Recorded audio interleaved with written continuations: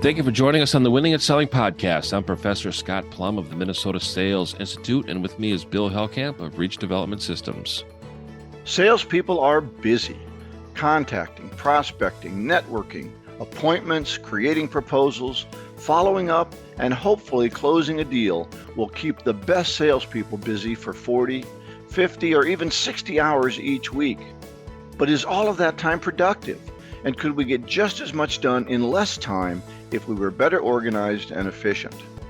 So if you can find the time, and more importantly, if you can't, join Scott and me as we discuss maximizing your day on episode 522 of the Winning at Selling podcast.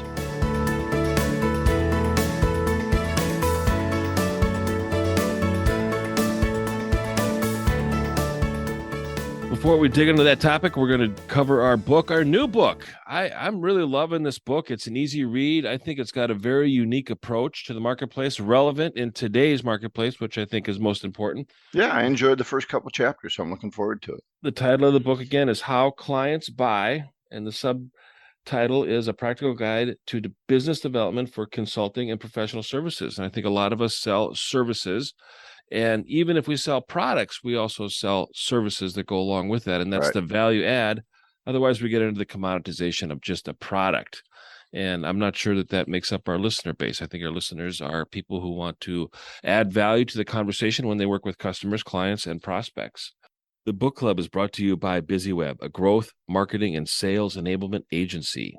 This is Dave Meyer with BusyWeb, a proud supporter of the Winning at Selling podcast. BusyWeb is a growth marketing and sales enablement agency in Minneapolis. Each week, I'm bringing you buzz tips customized for sales pros to help you land more deals. If you need help driving leads to your biz, check us out at busyweb.com. That's BIZZYWEB.com. This week's tip, make sure your LinkedIn bio is optimized for sales. Know who you're writing for. If you're looking for new sales and contacts, keep those people in mind while you write your bio and your posts. Fill out your entire bio, of course, and make sure you're commenting and participating in groups and making posts for your intended audience. Write in first person. One of the most common mistakes on LinkedIn is treating your bio too much like a resume, and of course, be yourself. The best way to be authentic is to provide actual details, not fall back on cliches. Click the sponsor icon at winningatselling.com for more online sales tips, or go to busyweb.com, that's BIZZYWEB.com, for tools to start engaging your prospective buyers. Or give us a call at 612-4BUSY-O, that's 612-424-9990. Generate buzz without getting stung. Chapter 1, A Curious Problem. And what I really liked about this is that I think it sets it up well for us to all remember and practice, because sometimes it's difficult to practice what we remember, is to be smart about something is not enough. You have to know how to engage with potential clients, understand their unique challenges and their scope of business. And too often, I think salespeople really focus on the solutions, and they're out in the marketplace being assumptive, thinking that everybody has a problem. Well, I think what this really sets up for me, Scott, is how many people start consulting businesses and they don't know how to sell. Right. And I think you and I have met hundreds of them over the years who have said, I'm going to consult in how to do customer service. And that's great. But if you don't know how to sell your consulting, you're going to be in real trouble. And so many people go into consulting or some kind of service business because they really love it. Mm-hmm. And you and I were fortunate because the service business we went into was how to sell more. Right. So we had that advantage. But those people that are selling their advice don't always know how to sell their advice. Yeah. I've come across a few folks that spend 20 years in a company, and they end up getting laid off, or they resign, or they go to the next step, and all of a sudden they're really masters at maybe it's the CFO type of job when it comes to running operations, maybe, or dealing with cash flow within a company, and all very, very talented people. But to have a conversation with somebody that they don't know about offering the benefits of working with them is a real challenge for them. And I think that's going to be the essence of the book here is dealing with it. And they think they're in an interview. So they're telling them how great they are, and they're putting their resume out in front of people. And that's not really what you're trying to do with selling. So I think that's what he's doing in this chapter, as you said, setting up the issue. Yeah, and the professional services, this is another line I took out of the book, is professional services are sold on relationships, referrals, and reputation. Right. And I think one of the strongest, easiest, cheapest things that people can do is get involved on LinkedIn. I am amazed when I get a call from somebody, a salesperson or a professional services person, and I look them up on LinkedIn and they don't have a profile. If they've got a profile, they got 3 connections to it and they're probably related to them. And all of a sudden I've got And no no picture, context. Yeah. no idea of what they do. And they're just really hesitating to make a public commitment to their professional services. And if we don't make a public commitment to our company, our industry, our prospects, and our reputation, and we're selling a promise when we're selling a service, how much can we possibly sell that service for when it comes to value and how much people are willing to pay for it when there's greater uncertainty and unpredictability when working with that person where they don't have that public commitment and that reputation established? Well, I think that word commitment is really crucial when you talk about it. How many times have you and I go to some of the same networking groups, Yeah. and Larry will get up and he'll say, "Hey, I'm Larry. I want to be a fractional CFO unless I find a job." Yeah. Yeah. Yeah. So, I'm going to do this till I find a real job, And so their commitment is low. They're not really committed to doing this long term. They're just waiting to find that job and they want to do something in the interim. And people know that and they're not going to get the job. Right. Right. They hesitate. I mean, I used to have a saying that, nothing says commitment like yahoo.com. And now it's gmail.com. Nothing says commitment like gmail.com. How many professional services people have a gmail.com email address? And it used to be when VistiPrint first came out, here, turn your business card over. It's got, compliments of VistiPrint. And Right. nothing says commitment like VistiPrint. Yeah. like VistiPrint.com. I'm not even willing to invest in my business for the Gmail and a business card, but please send me money. It's like, not going to happen, man. Oh, not only that, but happen. I want $200 per hour. But I won't spend $50 on cards.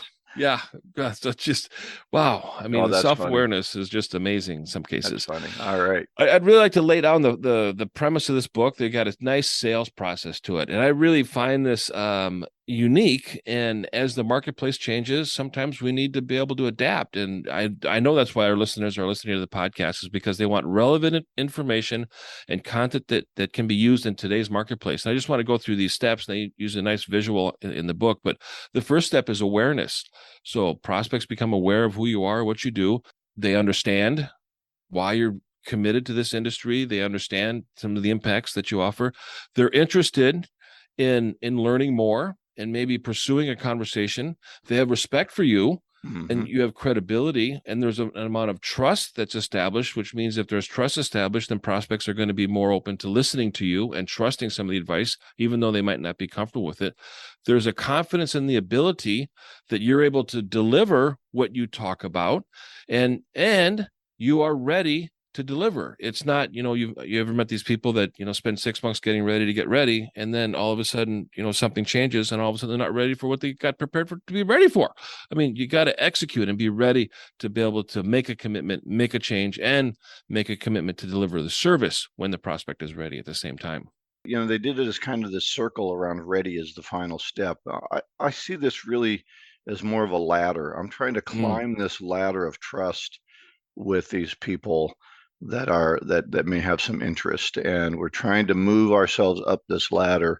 And some people, it's hard to drag them up that ladder. So, but anyway, yes, I think you need to go through these steps before that final one where the customer is ready to buy and you're ready to deliver. So, very good example. Yeah, a little different than the submarine for those that are playing along at home. Chapter number 2 is finders, minders, and grinders. And these chapters are nice and short in the beginning. Maybe they'll get a bit longer, but they're easy to really digest. And this one, I think, is interesting when it comes to the 3-legged stool. They got the first leg where everybody agrees on a point. You do good work. So they're confident in that. They have credibility in the outcome and the quality of your service. The second leg is that you must also be able to rodeo others within the team who are going to be delivering the work. And sometimes we see on websites where you've got a team of 6 people that, you think they're employees and they're not really employees or subcontractors, but they're all part of the organization. Right. But what's most important is that whoever the leader is of the company has rodeoed these other people to be able to deliver on the services.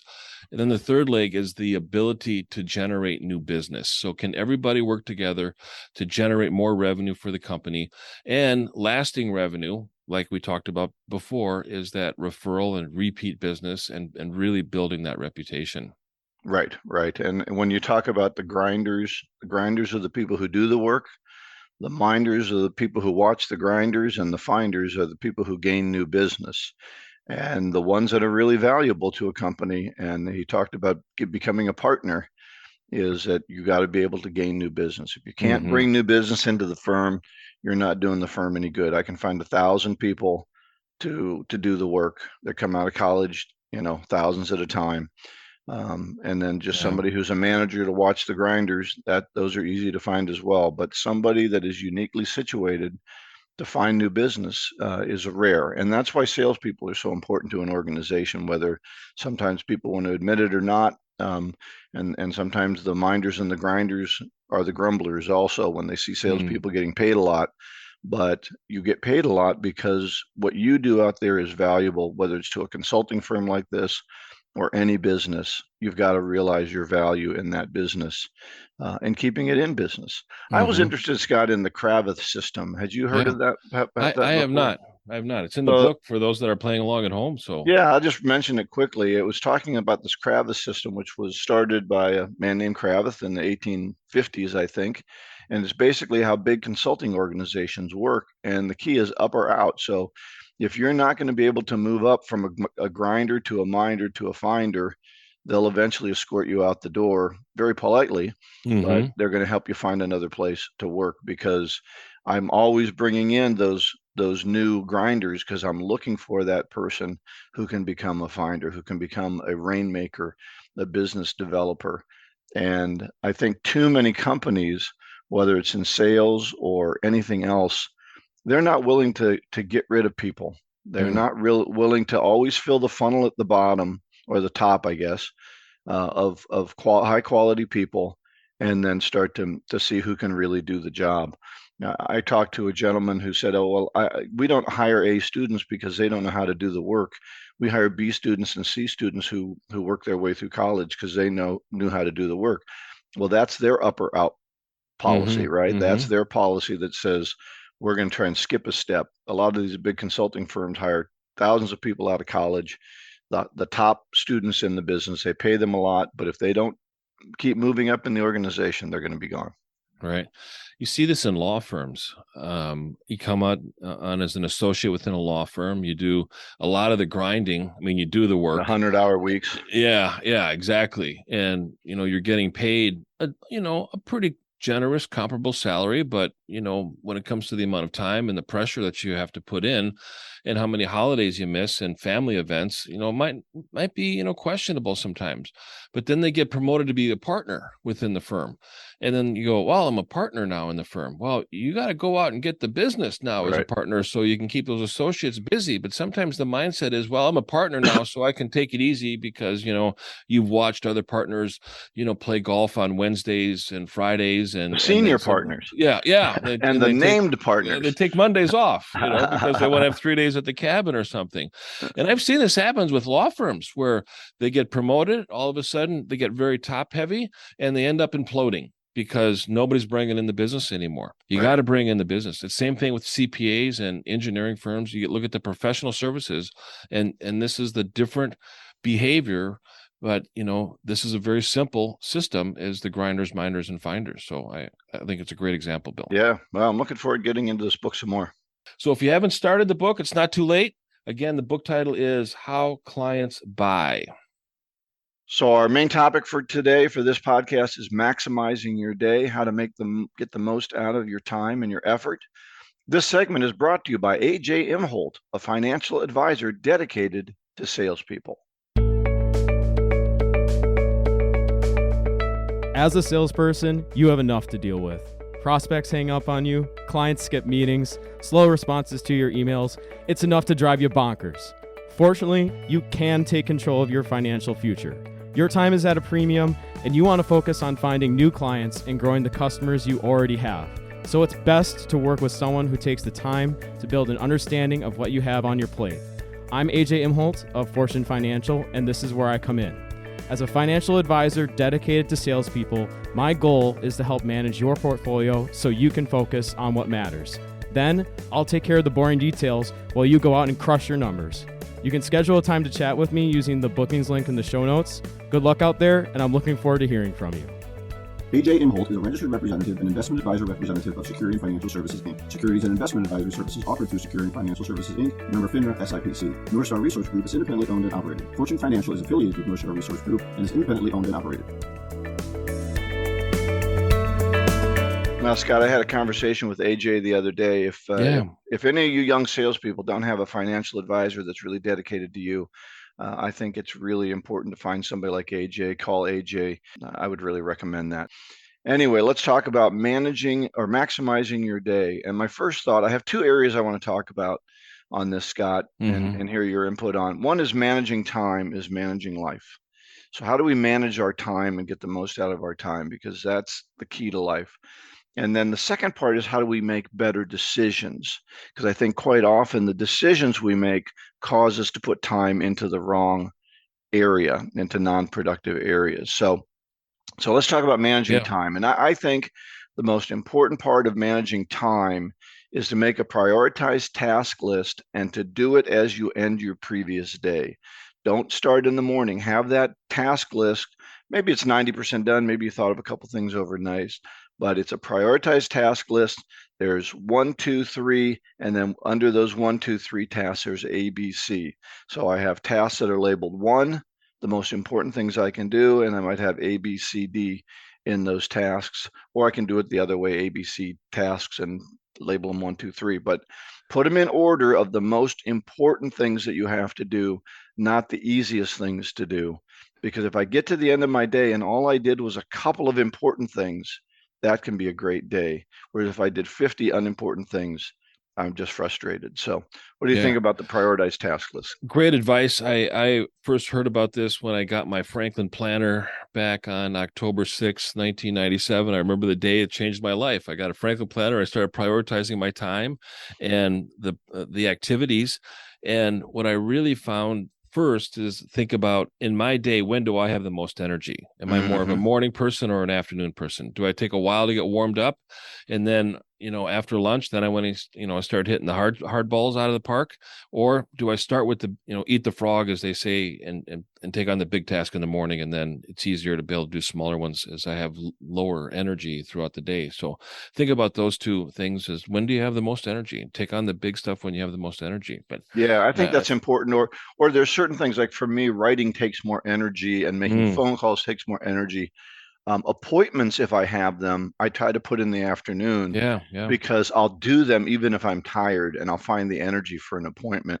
Whereas if I'm tired in the afternoon, I may not want to pick up a project and work on that project. So for me, I try to load my appointments into the afternoon, which can really get away from me if I don't do something valuable or something timed during that period where I have to go out. Good. All right. Second suggestion: block out time for important items. So sometimes you're going to have a project that's going to be done over a period of a month, perhaps. So don't just do that in the bits and pieces of time you have left over, or try to put it at the top of your priority list.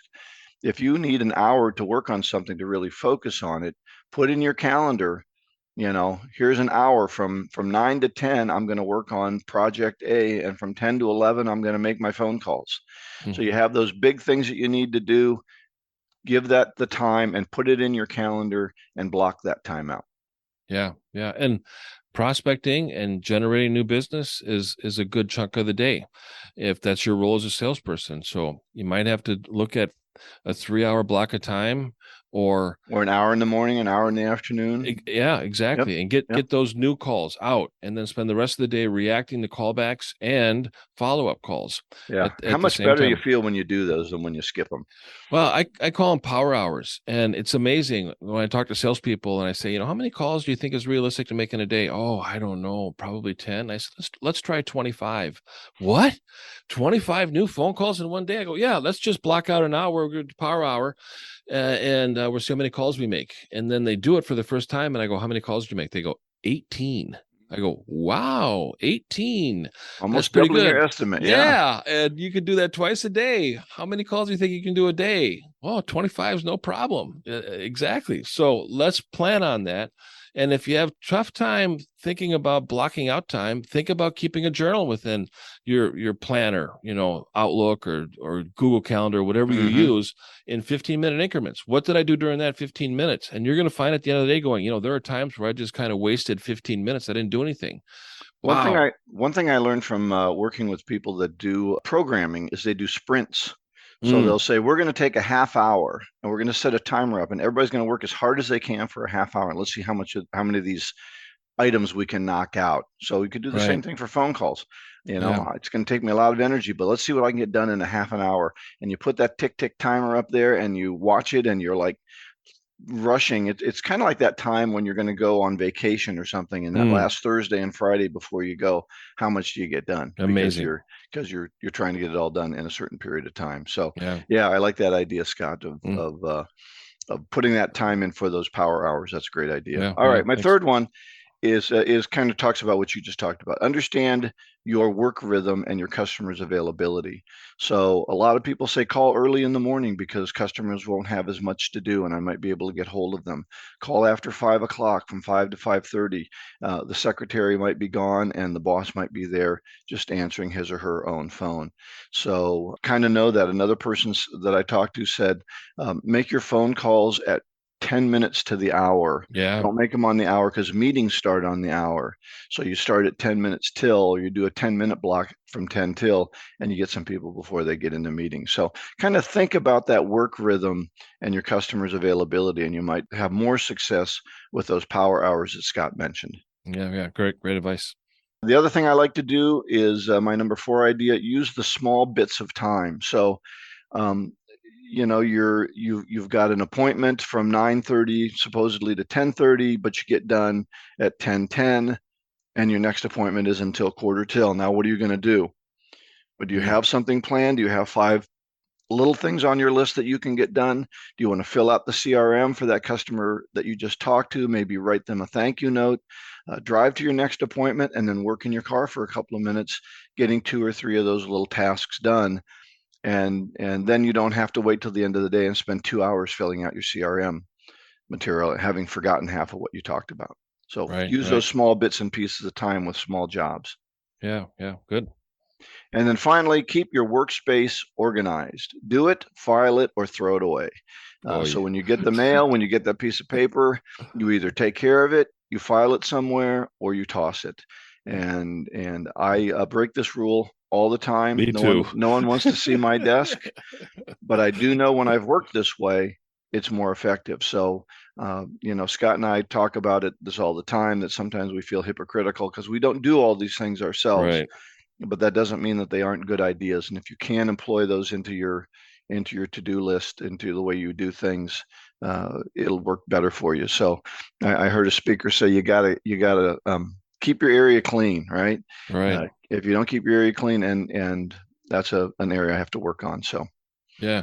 any other Right. ideas for managing time? Yeah, I think one thing we have to really know is what are our priorities within a day, and focus on the priorities. So that's managing time and making good time trains. You talked about earlier a task list. I think a to-do list is one thing, a goal list is another, and really knowing the difference between the two. And the goal list is really focused on how your performance is being measured and evaluated. And I think there are two things that I think salespeople and prospects love to have, and it's options and a sense of accomplishment. And when we have options, we get a chance to make decisions, and we don't feel like we're being trapped or desperate into one situation. We've got options. And then the other thing is that sense of accomplishment. All right. And when you go through a goal list or a to-do list or a task list and you're chucking stuff off, man, what a sense of accomplishment that you're doing it. You're I focused on your scratch them time. off. Yeah. I mean, I check them off because sometimes it's a soft check because I returned a phone call, but I didn't hear Right. back from them, or I sent an email and I got to follow up on it. Yeah, So it's yeah. still there. I can still see it. But occasionally go through your sent items in Outlook or Google or whatever and look at all the emails you sent to people where you never heard anything back from. It's like, oh man, I got to follow up on that. There's gold in them there hills, as they say. So Right. think about the difference also between leading and lagging goals, I think, is managing time and managing life. Cool. at the same time. So my second set is on making better decisions. I got a few ideas on that. I don't see people do this enough, but my number one idea is to rank your client list and quit giving productive time to non-productive clients. Mm-hmm. All clients are not built the same. All of them are not of the same value to you. I know you like them all, and Right. they're all friends of yours, and that client has been a client for 20 years, but if they haven't grown and they're not going to grow, they don't deserve the same amount of time of somebody, and they're not that big. You know, Mm-hmm. if they're huge, you know, if they're 20% of your productivity, of your cash flow, fine, they deserve, you know, enough time to keep them there.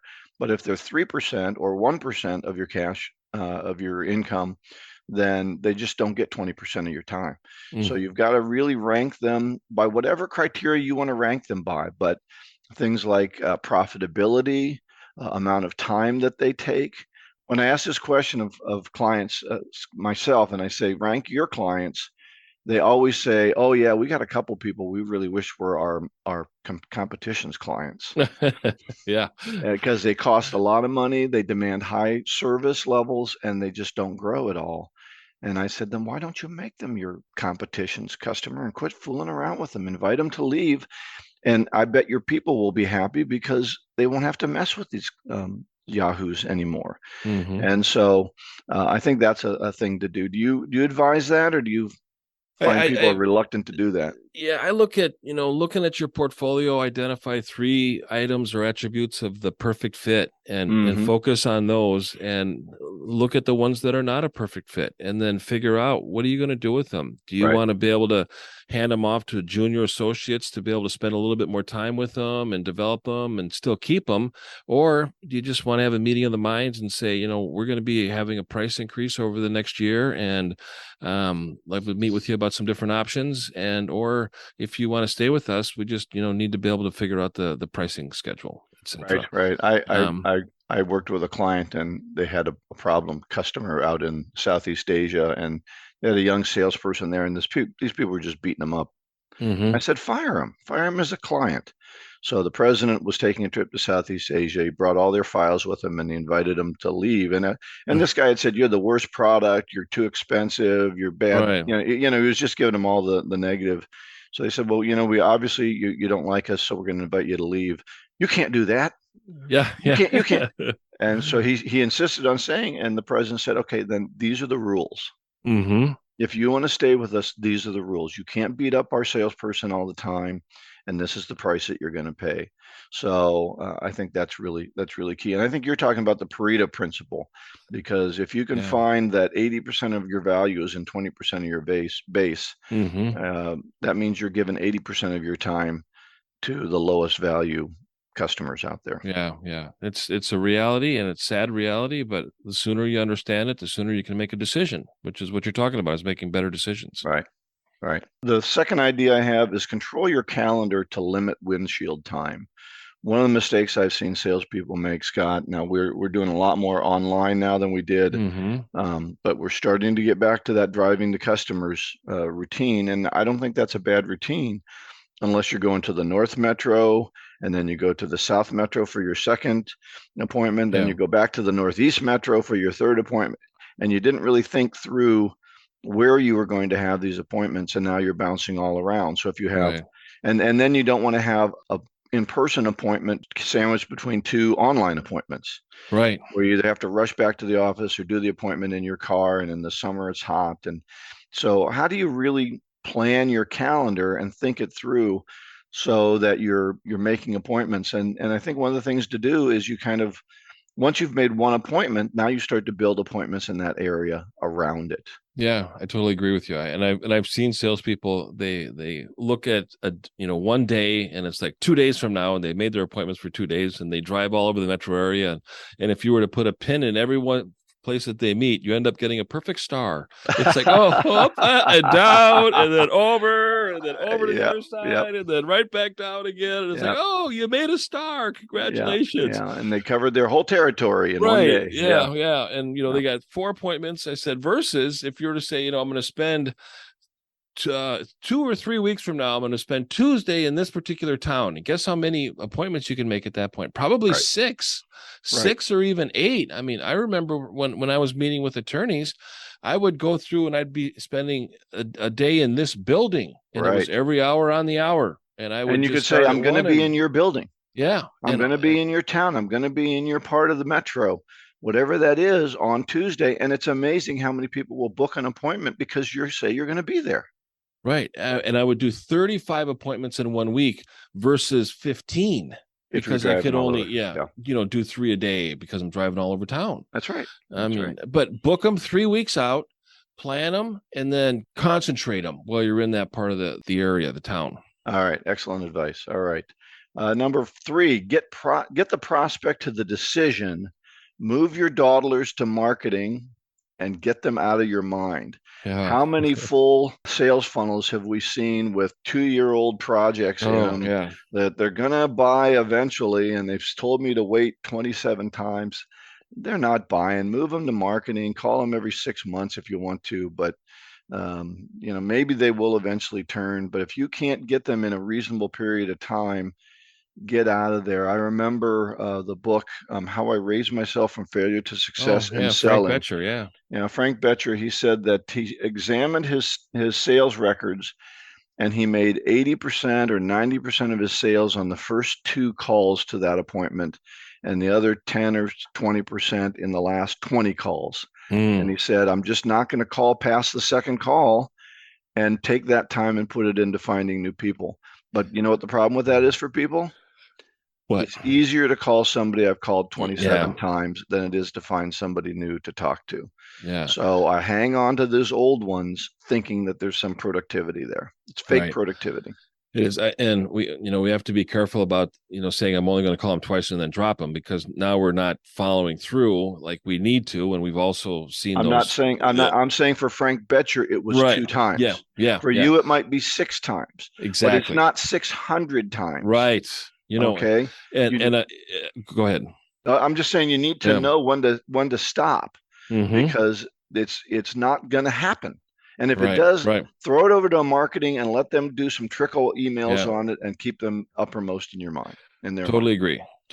And, when you talked about you liking your prospects, or your prospects like you too, because guess what? As prospects love salespeople because salespeople give them free information, and it's unpaid consulting, and we keep them in our pipeline. When you talk about a clogged up pipeline, I've seen pipelines from salespeople, and I go, let's take a look at what you got in your pipeline. And they're like, oh, I got these 48 leads in my pipeline. I said, let's go through them. What's the next step here?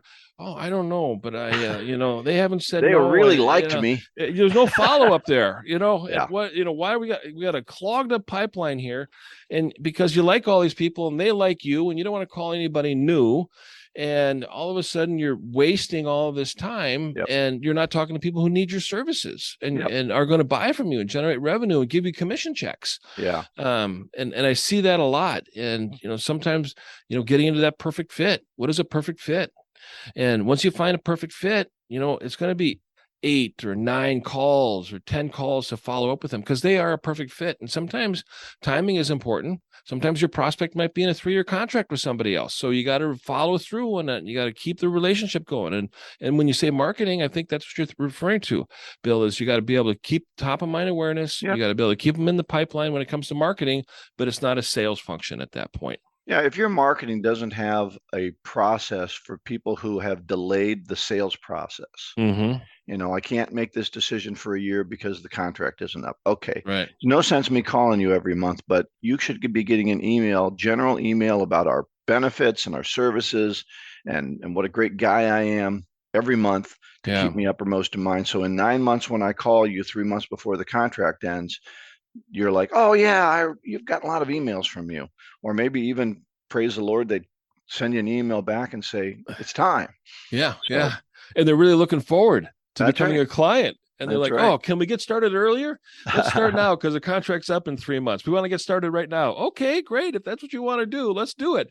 I mean, it really increases your chances of getting the business and eliminating the chance that incumbent is going to be able to keep that your customer, now your prospect becoming your client, to maintaining their relationship with them. The incumbents are always the one that can kind of disrupt everything that you do over the next 3 years.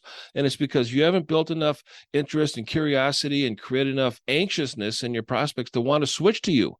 And instead of thinking about different options when a contract is up, prospects have got to look forward to working with you. And the salesperson creates that energy in that conversation. Excellent. And then my last point is you've got to learn to say no.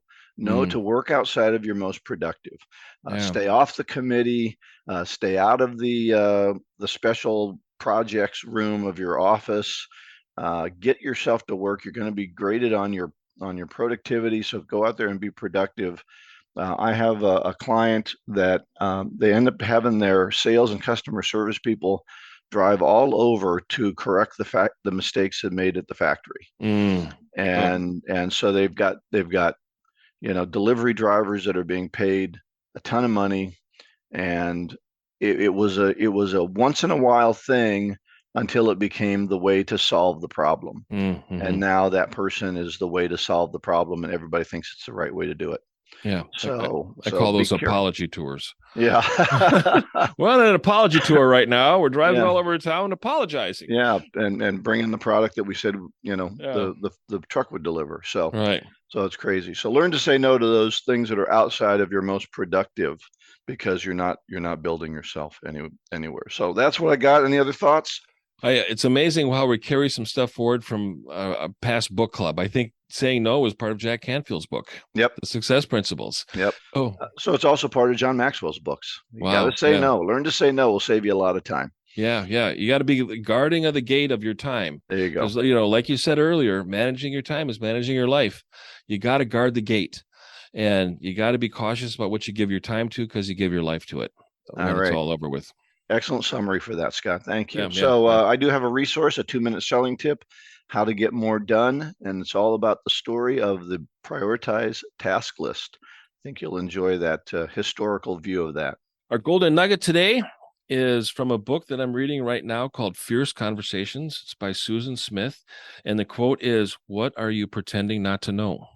Well, I saw that you were going to have this quote, and the question that came to me is, what the heck is he talking about here? So give me a little bit more context here. For this quote. It's when you're talking with somebody and you're having a conversation with them, and sometimes people will give you the response of, "I don't know." And then the good reply would be, "Suppose you did know, what would you say?" And to really think about, what are you pretending not to know, which then makes you focus on, what information do I need to know?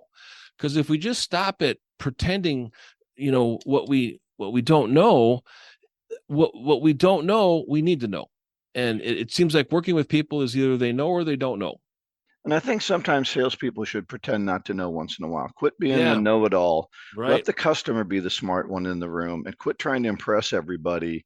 And instead of telling them what they need to know, ask them what they want, and have good questions. And then you'll find out what they need and what they know, instead of blathering on like you and I sometimes do. Yeah. On podcasts. That's our job on podcasts, is to pretend we know everything. There's no limit to how long a podcast can be. But I heard another great line: when somebody says something, does it create curiosity or irritation?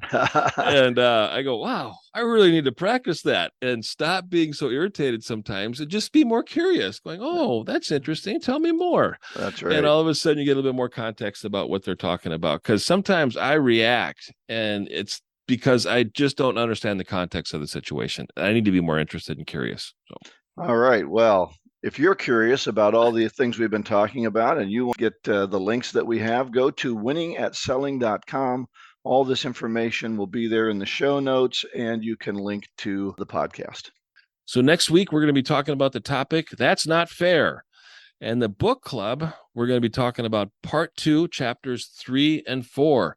And Bill and I would be grateful if you continue to share this podcast, social media, LinkedIn, colleagues, clients, customers, up the chain within the company too, because we talk about a lot of things related to sales leadership. We really want to grow our numbers. Our goal is to get 12,000 downloads per month by September, and every one of you can help us do that. So we're really grateful on the downloads that we're getting right now. We did 11,500 last month, and look forward to connecting with you on LinkedIn. Our listeners, I just love connections from all over the world. When somebody says, hey, I listen to the podcast and I'd like to add you to my LinkedIn network. So look Bill and I up, and there'll be a link on our show notes page at winningatselling.com. Go out and get better, one skill at a time. Joyful selling.